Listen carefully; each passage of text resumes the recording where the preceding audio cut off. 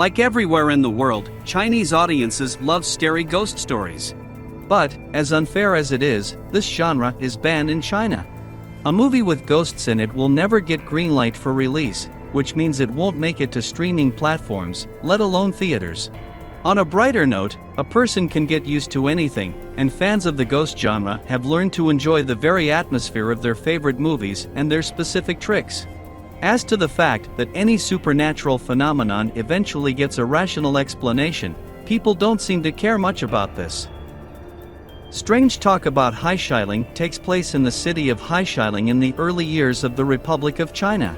The old world has perished, and as the country is slowly sinking into chaos, superstitions and prejudices are increasingly taking root in people's minds.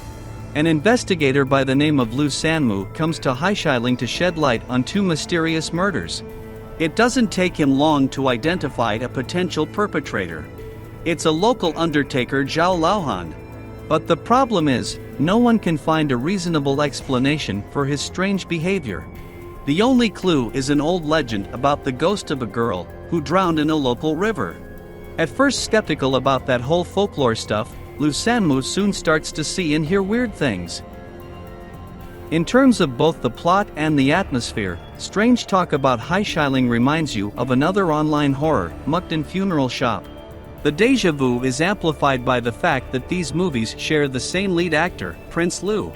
Furthermore, both in Strange Talk About Heishiling and Mukden Funeral Shop, he plays rational and progressive characters who find themselves in a supernatural situation.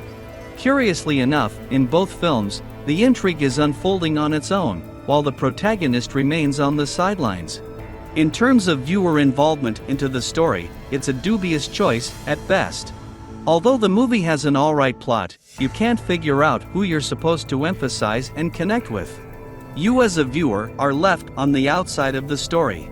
To add to the confusion is a prologue, which would have done the movie a great favor by not being in it at all.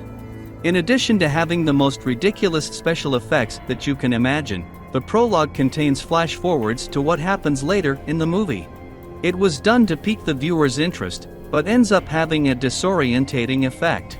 If I had to rate the suspense, ambience, and other genre-specific stuff that we see in Strange Talk About Heishiling, I would give it a C+. You can see that the director knows how the genre works, but the trouble is, he lacks professionalism, budget, and help from script writers that should have taken better care of plot twists. As a result, instead of a fully fleshed feature, Strange Talk About Heishiling gives off the vibe of a story from a horror anthology. But the thing is, when coming across a weak episode in an anthology, you can just move on to the next one. In case with Strange Talk About Heishiling, though, you can't get rid of the aftertaste of mediocrity.